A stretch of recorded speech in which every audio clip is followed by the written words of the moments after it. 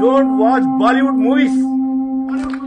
Especially Shahrukh, Salman, Aamir, Taif. Bollywood superstar Salman Khan, Shahrukh Khan और आमिर खान के खिलाफ सिनेमा हॉल में नारेबाजी हो रही है। उनकी फिल्मों का बहिष्कार करने के लिए शपथ ली जा रही है। इतना ही नहीं, उन्हें भद्दी भद्दी गालियां भी दी जा रही हैं। अब ऐसा क्यों हो रहा है, इसकी पूरी वजह आपको बताऊंगा और साथ में वो वीडियो भी दिखाऊंगा कि किस तरह से लोग सलमान, शाहरुख और आमिर को गालियां दे रहे हैं। हेलो, मैं हूं इकबाल परवेज और आप देख रहे हैं बॉलीवुड क्रॉनिकल। साथियों, सिनेमा हॉल के अंधेरे थिएटर में सालों से सलमान, शाहरुख, आमिर ने इस देश की जनता का मनोरंजन किया, अलग अलग तरीके की भूमिकाएं निभाई, कई बार संदेश भी दिए। उसी सिनेमा हॉल के अंधेरे थिएटर में आज लोग गालियां दे रहे हैं सलमान, शाहरुख और आमिर को। एक बात और है कि इस देश की जनता ने ही, चाहे वो हिंदू हो या मुसलमान, सिख हो या ईसाई, इन्हीं लोगों ने इन तीनों खान्स को सुपरस्टार बनाया, सुपरस्टार का दर्जा दिया। बिना किसी धर्म को देखे हुए इनकी फिल्मों की टिकट खरीदी और सिनेमा हॉल में जाकर इनकी फिल्मों को देखा और अपना मनोरंजन किया।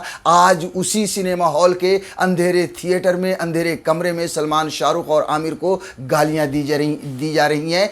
क्यों गालियां दी जा रही हैं? क्योंकि उन्हें दिलवाया जा रहा है हिंदू और मुसलमान के नाम पर। आज ये मनोरंजन, आज ये सुपरस्टार नहीं बल्कि मुसलमान बन गए। आज इन्हें भारतीय नहीं बल्कि मुसलमान कहकर उनको नज़रों से गिराया जा रहा है या उन्हें गालियां दी जा रही हैं। और ये क्यों हो रहा है? क्योंकि विवेक अग्निहोत्री की फिल्म द कश्मीर फाइल्स आने के बाद एक बार फिर से हिंदू और मुसलमान की चर्चा तो हो ही रही है, लेकिन साथ में बॉलीवुड भी दो धड़े में बढ़ता हुआ नजर आ रहा है। जी हां, हमने देखा है 2014 के बाद से ही कि किस तरह से जब नरेंद्र मोदी सत्ता में आए, फिल्म इंडस्ट्री दो धड़े में बटी हुई नजर आई। बहुत सारे लोग जो फिल्म इंडस्ट्री के हैं वो नरेंद्र मोदी के समर्थन में उतर गए और जो लोग, बहुत सारे ऐसे लोग हैं जो न समर्थन में रहे और न ही उनके खिलाफ खड़े हुए नजर आए। जिस जैसे शाहरुख हो या सलमान हो, इन्हें दुनियादारी से कोई मतलब नहीं, ये अपना काम करते रहे। मगर फिर भी चूंकि ये सलमान, शाहरुख, आमिर, इनके नाम के आगे खान लगा हुआ है, एक धड़ा बॉलीवुड का हो या फिर एक धड़ा कट्टरपंथी और अंधभक्तों का हो, वो इनको हर रोज गालियां देने के लिए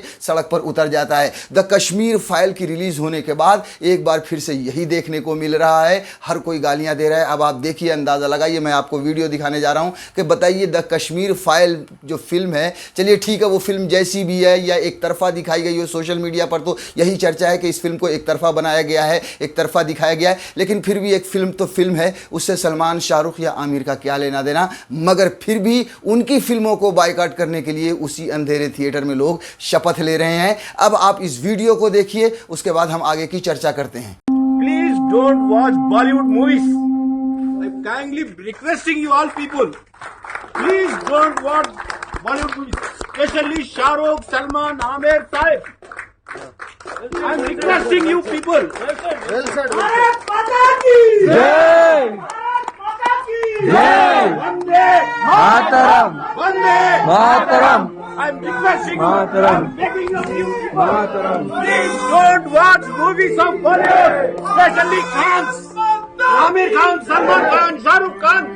We are not even any of one Salman Khan not supported the Bollywood. I'm requesting you people all.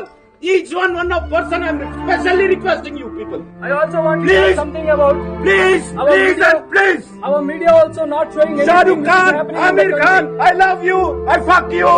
Once again.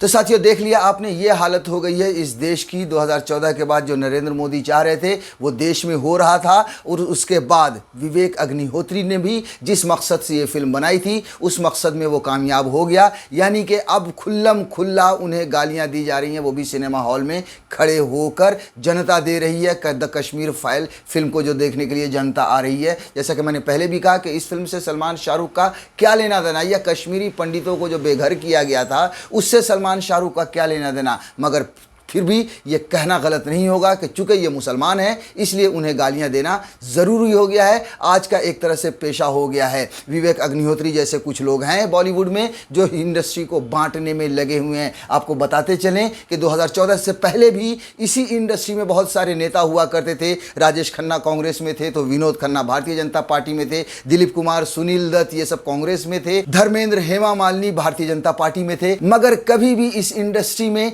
बंटवारा नहीं नहीं था, लेकिन 2014 के बाद इस इंडस्ट्री में बंटवारा शुरू हो गया और विवेक अग्निहोत्री जैसे फिल्मकारों ने इसमें जैसे कहते हैं ना आग में घी का काम करना, वही विवेक अग्निहोत्री कंगना रनावत जैसे लोगों ने आग में घी का काम किया है। मैं कंगना रनावत का भी एक वीडियो आपको दिखाने जा रहा हूं, जिन्होंने द कश्मीर फाइल को देखने के बाद कितना बॉलीवुड को बुरा भला कहा है, किस तरह से उस औरत ने बांटने की बात कही है, वो वीडियो भी आप देख लीजिए।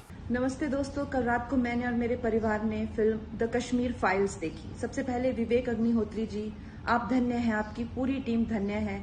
आपने इस फिल्म इंडस्ट्री के माध्यम से जो देश को दिया है, जिस तरह से आपने पूरे देश में हम सबको गर्वित किया है, फिल्म इंडस्ट्री आपकी सदैव ही आभारी रहेगी।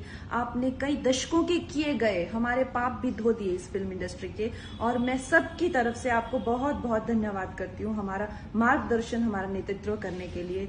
और दोस्तों, इस कश्मीर के हुए हादसे को एक वन ऑफ द इंसिडेंट से समझना कि एक रात एक दिन ऐसा हादसा हो गया होगा, ये सबसे बड़ी गलती है। जब भारत का विभाजन हुआ था, पाकिस्तान बना था, तो वहां उतने ही हिंदू थे जहां जितने कि यहाँ मुसलमान। आज यहाँ मुसलमानों की आबादी देखिए, और वहां नाम मात्र भी हिंदू नहीं रह गए हैं। रोज उनको मारा जाता है, रोज उनको रेप होता है, रोज उनको काट के फेंका जाता है। दोस्तों, कहाँ गए वो करोड़ों लोग? कभी सोचा है आपने? बांग्लादेश से कहाँ गए वो लोग?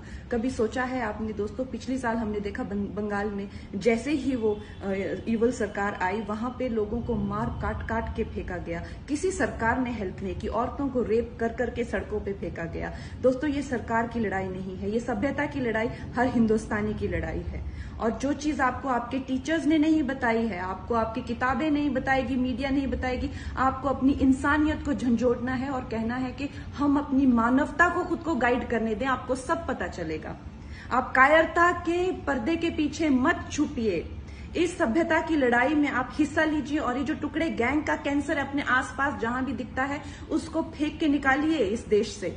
ये सभ्यता की लड़ाई हर एक भारतीय की लड़ाई है। कश्मीर फाइल्स जरूर देखें और आइए एक नए भारत की नींव रखते हैं। जय हिंद। तो साथियों, सुन लिया आपने किस तरह से कंगना रनावत इंडस्ट्री का पाप धुलने की बात कर रही हैं द कश्मीर फाइल्स को लेकर। इस तरह की बहुत सारी ऐसी फिल्में बनी है इस इंडस्ट्री में, चाहे वो जय भीम हो, चाहे वो शूद्र द राइजिंग हो, मगर उन सब फिल्मों को देखने के बाद इनका कलेजा नहीं पसीजता, इनका सीना नहीं पसीजता। इस फिल्म को देखने के बाद इसलिए सीना पसीज रहा है क्योंकि हिंदू और मुसलमान की बात हो रही है। जी हाँ, ये कहने में कोई हिचकिचाहट की अब ज़रूरत नहीं है। आप देखिए इस फिल्म के पीछे, इस द कश्मीर फाइल के पीछे किस तरह से पूरी तरह से समझ लीजिए कि जो एक तबका फिल्म इंडस्ट्री का वो तो लगा ही हुआ है, लेकिन साथ में पूरी भारतीय जनता पार्टी इस फिल्म को प्रमोट करने के लिए लगी हुई है। उसकी वजह भी यही है क्योंकि अगर आप देखें तो जब कश्मीरियों का नरसंहार हुआ था, उन्हें कश्मीरी से जब कश्मीरी पंडितों को निकाला गया था, उस समय भारतीय जनता पार्टी समर्थित सरकार केंद्र में थी,